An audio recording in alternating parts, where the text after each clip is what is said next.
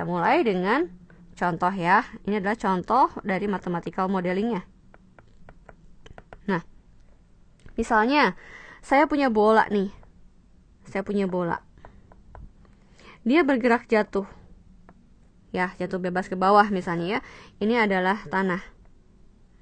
Tanah ya, ini adalah bola. Bolanya jatuh gitu. Nah, ini adalah ilustrasi dari real condition. Ya, ini adalah real condition kita. Tahap pertama tadi ya. Tahap pertama adalah real condition. Tapi apakah informasi ini sudah cukup? Belum. Kita perlu tahu apakah di sana kan bolanya melalui udara. Apakah ada gaya gesek udara dan seterusnya. Jadi di sana harus include si asumsinya. Ya, anggap saja ada gesekan udara ya.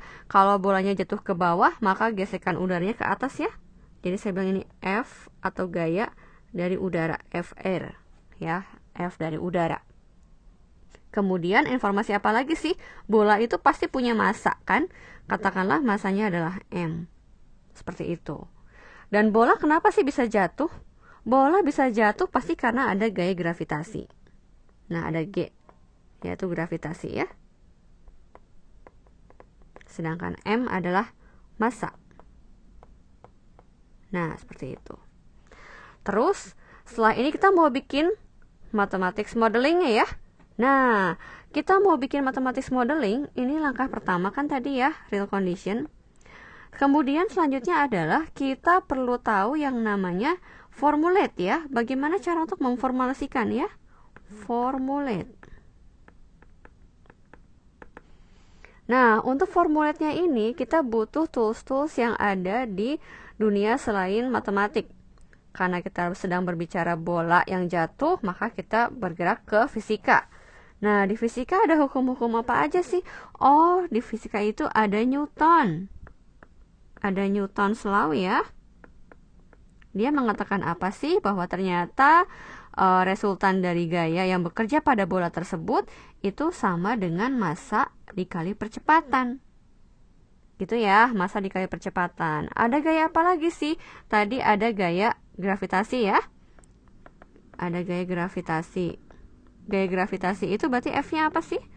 Sama dengan M dikali G. Nah, Anda lihat bahwa di sini formulasi tidak pakai rumus-rumus matematika ya, melainkan sesuai real condition yang kita tinjau. Karena real conditionnya kita sedang berbicara tentang fisika, maka kita formulasinya itu pakai rumus-rumus yang ada di fisika. Kemudian ada air resistant ya.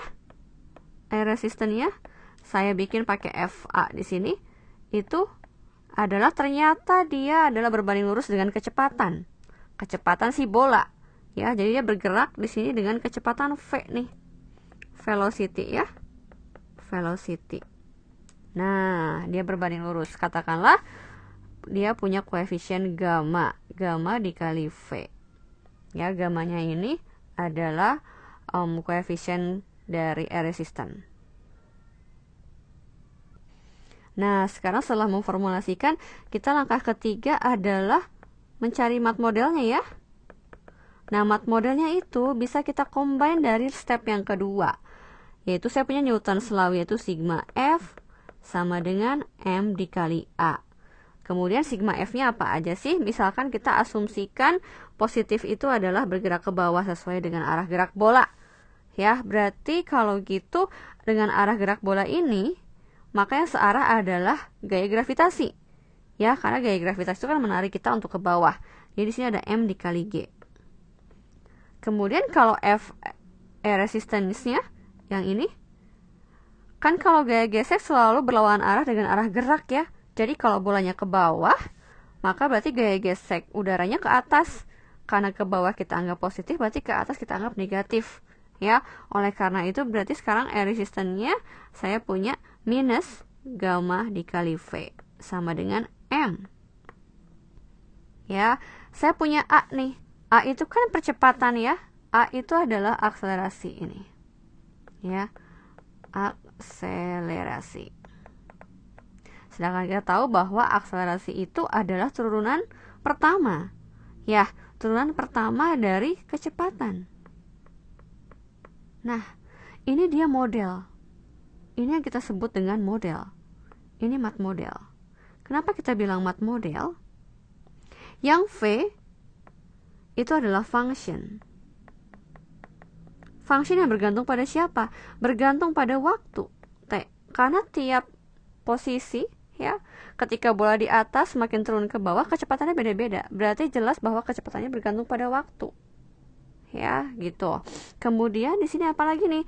Berarti V-nya function, maka T-nya adalah variabel. T adalah variabel. M, kemudian G, gamma, itu adalah parameter atau konstanta. Jadi terlihat bahwa dalam suatu model matematika ada kaitan antara variabel, function, dan parameter. Nah, inilah untuk memperoleh model mat. Langkah selanjutnya nanti adalah yang keempat, itu kita mencari solusi, ya. Solusi dari siapa? Solusi dari mathematical modelnya. Jadi kita mau cari solusi dari ini. Nah, untuk mencari solusi inilah yang akan kita bahas di topik persamaan diferensial ini. Jadi kita akan fokus bahwa untuk mathematical modelnya nanti kita akan fokus untuk yang mengandung ordinary differential equation. Terima kasih sudah menyaksikan video ini. Sampai jumpa di video selanjutnya.